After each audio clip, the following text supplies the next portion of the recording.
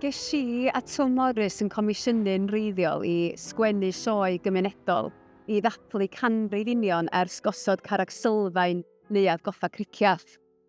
Oedden isio sgwennu sioe gerddorol, gymunedol, y bysa'n dod â gwahanol garfanna o'r gymdeithas at ei gilydd yn hen ac yn ifanc, yn blant ysgol, pobl hŷn, Cymru a reidi Gymraeg dysgwyr, ac oedd hi'n braf iawn gallu cyflawni hynny.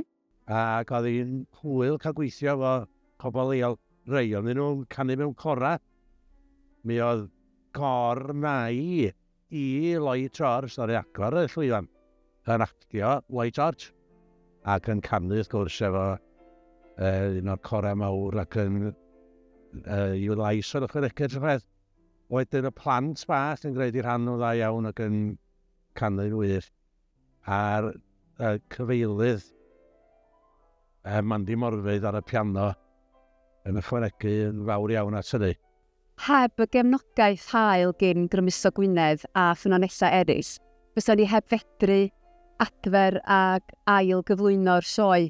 A'r newid mwyaf oedd dod â chynhyrchydd ato ni, sef Pauline Williams, rhywun o'r ardal, a sydd hefyd wrth gwrs mor brofiadol. A heb iddi hi, sydd wedi bod yn anodd iawn ail drefnu ac ail godi'r cynhyrchiad ar ei draed. Felly da ni'n hynod diolchgar i'r gronfa.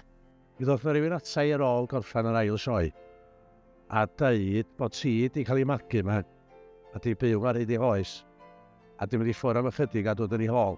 A do ddim yn sylweddoli rhan mor bwysig oedd y neuadd yma yn chwarae y mywyd yr cymuned yma. Achos fatha byw wrth odra mynydd, ti'n mynd sylwi yn hwnna, gweud.